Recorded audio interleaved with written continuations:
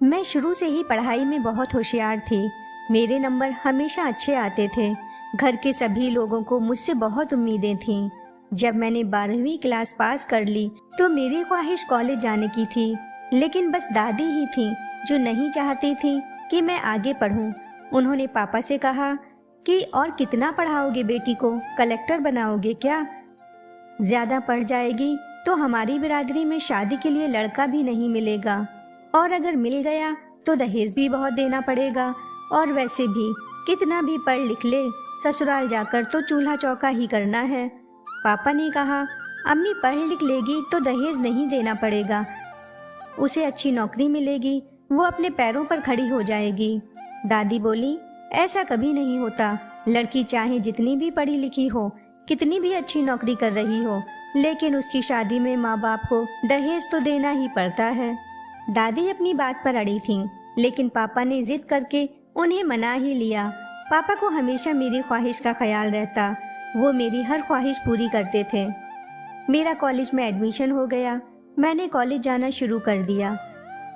दादी की नज़र हमेशा मेरे कपड़ों पर ही रहती। उन्होंने सख्ती से कहा था कि मैं कभी भी कॉलेज में जीन्स या स्कर्ट पहनकर नहीं जा सकती, इसलिए अम्मी ने मेरे लिए नए सलवार सूट बनवाए ताकि मैं रोज चेंज करके सूट पहनकर कॉलेज जा सकूं। कॉलेज का पहला दिन था। मैं अपनी सहेली के साथ क्लास में बैठी थी। दिल की अजीब सी कैफियत थी। दरअसल मैंने अपनी पढ़ाई गर्ल्स इंटर कॉलेज में की थी, और यहाँ अचानक से इतने सारे लड़के, मैं तो किसी की तरफ देख ही नहीं रही थी। अपनी किताब खोलकर टेबल पर रखी और उसमें देखते हुए अपनी सहेली से धीरे धीरे बातें करने लगी। कुछ लड़के क्लास में काफी शोर कर रहे थे, लेकिन मैं वो सब नजरअंदाज करती रही। उस दिन कॉलेज से घर आने के बाद भी मेरे जहन में वही सब घूम रहा था। मैं वहाँ के माहौल में खुद को एडजस्ट नहीं कर पा रही थी।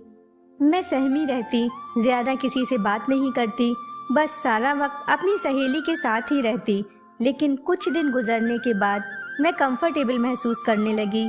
मैंने वहाँ नई फ्रेंड्स भी बनाई। मैं खुलकर जीने लगी थी।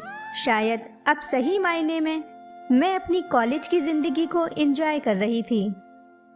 एक दिन नोट्स बनाने के लिए मैं लाइब्रेरी गई, लेकिन वहाँ पता चला कि जो बुक मुझे चाहिए थी वो किसी और ने इशू करवा ली है। लाइब्रेरियन ने इशारा करते हुए कहा कि वो बुक उस लड़के के पास है। मैं उस लड़के के पास आई। उसने वो बुक टेबल पर रखी थी और कोई दूसरी बुक पढ़ रहा था। मैंने उससे कहा, अगर अभी आप ये बुक नहीं पढ़ रहे हो तो क्या कुछ देर के लिए मैं ये बुक ले सकती हूँ? उस लड़के ने बिना कुछ कहे वो बुक मेरी तरफ सरका दी। मैंने बुक उठा ली और वहीं पास वाली कुर्सी पर बैठकर नोट्स बनाने लगी। कुछ देर बाद वो लड़का उठकर वहाँ से जाने लगा, तो मैंने उसे रोककर बुक उसकी तरफ बढ़ाते हुए कहा, एक्सक्यूज मी, आप शायद अपनी बुक लेना भूल गए। उस लड़के ने मेरी तरफ बड़े इत्मीनान से देखते हुए कहा, नहीं, मैं भूला नहीं, आप अपने नोट्स बना लीजिए, कल ये बुक मुझे दे देना। ये कहकर वो वहाँ से चला गया। वैसे भी मैं तो यही चाहती थी कि वो बुक ना ले, क्योंकि उस वक्त मुझे उसकी ज्यादा जरूरत थी। अगले दिन वो लड़का मुझे कैंटीन में दिखाई दिया, तो मैं उसके पास गई और बुक उसके सामने टेबल पर रखते हुए बोली, थैंक्स, मैंने नोट्स बना लिए, अब आप ये बुक ले सकते हैं। वो लड़का मुस्कुराते हुए बोला, थैंक्स तो मुझे आपसे बोलना चाहिए। मैंने सवालिया नजरों से उसकी तरफ देखते हुए पूछा, वो क्यों? उसने कहा, वो इसलिए कि आपने मेरा काम आसान कर दिया। अब मुझे नोट्स नहीं बनाने पड़ेंगे। आप मुझे अपने नोट्स देंगी और मैं इनकी कॉपी करवा के आपको वापस कर दूंगा। मैं हैरत से उसकी तरफ देख रही थी। वो बेतकल्लुफ होकर बोला, कम ऑन यार, इतना तो कर ही सकती हो। मैंने तुम्हें बुक दी, अब तुम्हें नोट्स तो देना ही चाहिए। अच्छा छोड़ो वो सब, अभी बैठो और बताओ क्या खाओगी? मैंने मुंह बनाते हुए कहा, नहीं, मुझे भूख नहीं है।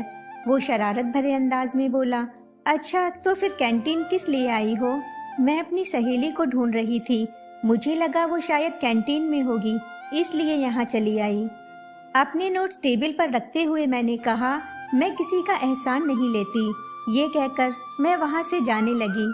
तभी पीछे से उसकी आवाज़ आई, नरगिस, बहुत खूबसूरत नाम है। शायद मेरी नोटबुक पर उसने मेरा नाम देख लिया था। उसके मुंह से अपना नाम सुनकर मैंने पलटकर उसकी तरफ देखा तो वो बोला, मुझे मोहसिन कहते हैं। मैंने कहा, आपसे मिलकर खुशी हुई, नोट्स जरा जल्दी वापस कर दीजिएगा। ये कहकर मैं वहाँ से चली आई। 2 दिन बाद मैं कॉलेज में अपनी सहेली के साथ कॉरिडोर से होते हुए क्लास में जा रही थी। तभी अचानक से मोहसिन मेरे सामने आकर खड़ा हो गया और मुझे नोट्स देते हुए बोला, थैंक्स नरगिस, यू वेलकम। कहते हुए मैंने उसके हाथ से नोट्स ले लिए और आगे बढ़ गई। मेरी सहेली ने मुझसे पूछा, क्या तुम इसे जानती हो? मैंने कहा नहीं। तो वो बोली, अच्छा, जान पहचान नहीं है लेकिन फिर भी नोट्स की अदला बदली हो रही है। मैंने कहा, आप अपने दिमाग पर ज्यादा जोर ना डालें मैडम। मुझे मजबूरी में उसे नोट्स देने पड़े क्योंकि उसने मुझे बुक दी थी। वो बोली, हाँ हाँ, मैं भी तो यही कह रही हूँ, बुक ली जा रही है, नोट्स दिए जा रहे हैं, लेकिन फिर भी अभी तक जान पहचान नहीं हुई। मैंने गुस्से से उसकी तरफ देखकर कहा, अब बस भी करो। एक दिन जब मैं कॉलेज से बाहर निकली तो हल्की हल्की बारिश हो रही थी। वहाँ कोई भी ऑटो रिक्शा नहीं दिख रहा था, इसलिए मैं रोड के साइड से धीरे धीरे आगे बढ़ने लगी, शायद आगे कोई ऑटो मिल जाए इस उम्मीद पर। तभी पीछे से एक बाइक आकर मेरे पास रुकी। वो मोहसिन था। मेरी तरफ देखकर मुस्कुराते हुए बोला, चलो मैं तुम्हें घर छोड़ दूं। मैंने कहा, जी नहीं शुक्रिया, मैं रिक्शे में चली जाऊंगी। वो बोला, यहाँ तो मुझे कोई रिक्शा नहीं दिखाई दे रहा, अब बैठ भी जाओ, तकल्लुफ ना करो। उस वक्त मैंने सोचा, रोड पर भीगने से अच्छा तो यही है कि मैं उसकी बाइक पर बैठ जाऊं। बस यही सोचकर मैं उसकी बाइक पर बैठ गई। कुछ देर बाद मैंने कहा, बस यहीं साइड से रोक दो। उसने बाइक रोकी तो मैं उतरते हुए बोली, अब मैं खुद चली जाऊंगी। उसने पूछा, तुम्हारा घर यहाँ से कितनी दूर है? ज्यादा दूर नहीं है, मैं पैदल ही चली जाऊंगी, अब तो बारिश भी थम गई है। अरे तो मैं घर तक छोड़ देता हूँ ना। क्यों? घर तक छोड़ने के बहाने मेरा घर कहाँ है ये जानना चाहते हो क्या? उसने तकब्बुर भरे लहजे में कहा, वो तो मैं कभी भी जान सकता हूँ, उसके लिए मुझे बहाना बनाने की जरूरत नहीं। ये कहते हुए उसने बाइक स्टार्ट की और पलटकर चला गया। मैं कुछ देर वहीं खड़ी उसे जाता हुआ देखती रही। फिर मैं भी अपने घर आ गई। उस रात मैं मोहसिन के बारे में ही सोचती रही। हम दोनों सारे रास्ते खामोश ही रहे, ना उसने कुछ कहा और ना मैं कुछ बोली। मैंने उससे बालिश्त भर की दूरी बना रखी थी। वो सफर बहुत मुख्तसर सा था लेकिन बहुत हसीन था। उस रात मोहसिन के बारे में जो भी जज्बात मेरे जहन में आए, ऐसे पहले कभी भी नहीं आए थे। अगले दिन कॉलेज में वो मुझे क्लास के बाहर नजर आया। 2-3 लड़कियां वहां खड़ी उससे बात कर रही थीं। मैं दूर से ही उसे देखती रही। वैसे लड़का है तो हैंडसम, पढ़ने में भी अच्छा है, इसीलिए अक्सर लड़कियां उसके आगे पीछे रहती हैं। लेकिन मुझे क्या फर्क पड़ता है, उसकी मर्जी, जिससे चाहे बात करे। ये कहकर मैं अपने दिल को झूठी तसल्ली दे लेती, लेकिन सच तो ये था कि जब भी मैं किसी लड़की को उसके साथ हंसते खिलखिलाते देखती तो ना जाने क्यों मुझे बहुत हसद होती। शायद मेरे दिल में उसके लिए जज्बात पैदा होने लगे थे। मेरी नजरें कॉलेज में अक्सर उसे ही ढूंढती रहती। मोहब्बत की शुरुआत कुछ ऐसी थी, वो दूसरों से बातें करने में मसरूफ रहता और मैं उसके ख्यालों में। वो बहुत खुशमिजाज इंसान था। मुझे जब भी कोई ज़रूरत पेश आती वो हमेशा मेरी मदद करता। उसका केयरिंग नेचर मुझे बहुत पसंद आता। धीरे धीरे मैं ज़हनी तौर पर उसके और करीब होती चली गई, लेकिन उसके दिल में मेरे लिए क्या फीलिंग्स हैं ये मैं समझ नहीं पा रही थी। कॉलेज का फाइनल ईयर भी आ गया। फेयरवेल पार्टी में सभी स्टूडेंट्स ने जमकर एंजॉय किया। बातों ही बातों में मैंने मोहसिन से पूछा, अब आगे क्या इरादा है? वो बोला, कुछ नहीं, अब तो बस अपने सिविल सर्विसेज के एग्जाम पर पूरा फोकस करूंगा। और तुम बताओ, शादी कब कर रही हो? अपनी शादी में मुझे बुलाना मत भूलना। उसकी बात सीधे मेरे दिल पर जाकर लगी। मैं उम्मीद कर रही थी कि वो आज तो मुझसे कुछ कहेगा। शायद आज वो मेरे सामने अपने दिल के जज्बात बयां कर दे, लेकिन ऐसा कुछ नहीं हुआ। कॉलेज के एग्जाम खत्म होने के बाद मेरी मोहसिन से कभी मुलाकात नहीं हुई। हमारा एक कॉमन फ्रेंड था। उसी से कभी कभी मैं मोहसिन के बारे में पूछ लेती थी। कुछ महीनों बाद उसने मुझे बताया कि मोहसिन की दूसरे शहर में नौकरी लग गई है, सरकारी अफसर बन गया है। मुझे इस बात का अफसोस होता कि मोहसिन ने कभी मुझसे कांटेक्ट करने की कोशिश नहीं की।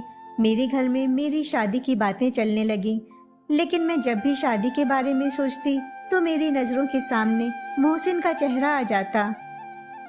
मैं चाह कर भी उसे अपने जहन से नहीं निकाल पा रही थी।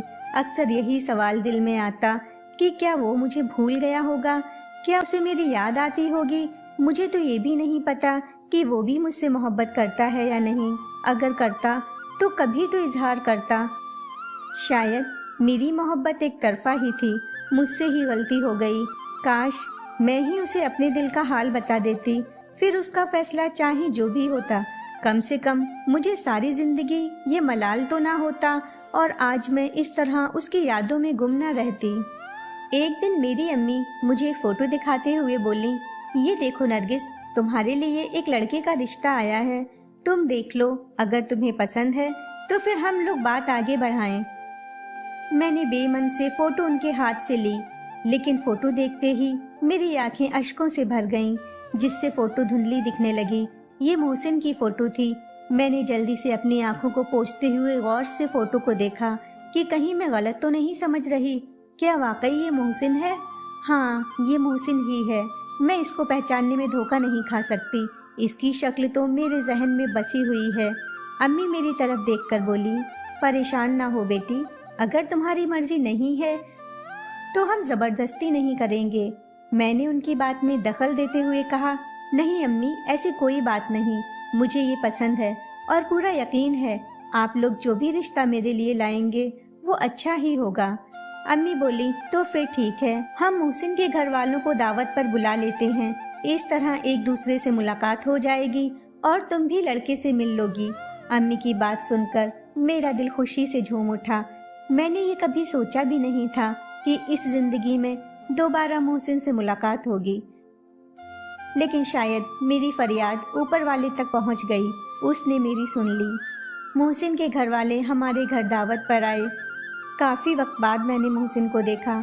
मैं चाह कर भी उसे नहीं बता पा रही थी कि मैं उससे मिलने के लिए कितनी बेकरार थी। खाना खाने के बाद सब लोग ड्राइंग हॉल में बैठे बातें कर रहे थे। तभी मोहसिन की अम्मी बोली, मोहसिन बेटा, तुम्हें नरगिस से कुछ पूछना है तो पूछ लो। मैंने और मोहसिन ने एक दूसरे की तरफ देखा। मेरी अम्मी बोली, बच्चे पहली बार एक दूसरे से मिले हैं, इसलिए तकल्लुफ कर रहे हैं। अम्मी ने बाहर की तरफ इशारा करते हुए कहा, तुम लोग वहाँ गार्डन में जाकर आराम से बात कर लो। मैं और मोहसिन गार्डन में आ गए। मैं बस चुपचाप खड़ी मोहसिन की तरफ देख रही थी। वो बोला, ऐसे घूर क्यों रही हो? मुझसे शादी नहीं करनी तो कोई बात नहीं, मैं अभी जाकर मना कर देता हूँ। मैंने उसका हाथ पकड़कर उसे रोकते हुए कहा, अरे पागल हो गई हो क्या? कहाँ थे इतने दिन? मेरी कोई खबर ही नहीं ली। वो मेरा हाथ अपने हाथ में लेते हुए बोला, हाँ, पागल ही हो गया हूँ तुम्हारी मोहब्बत में। इतना वक्त तुम्हें देखे बिना कैसे गुजारा ये मैं ही जानता हूँ। और तुम्हें ये क्यों लगा कि मैंने तुम्हारी कोई खबर ही नहीं ली? मैं अपने दोस्त से तुम्हारे बारे में मालूमात हासिल करता रहता था। मुझे ये भी मालूम है कि तुम भी उससे मेरे बारे में पूछती रहती थी। इससे मैं ये तो समझ गया था कि दोनों तरफ है आग बराबर लगी हुई।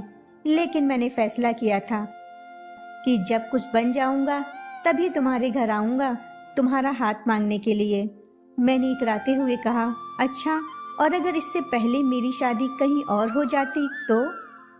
ऐसे कैसे होने देता? मैं तुम्हारी पूरी खबर रखता था।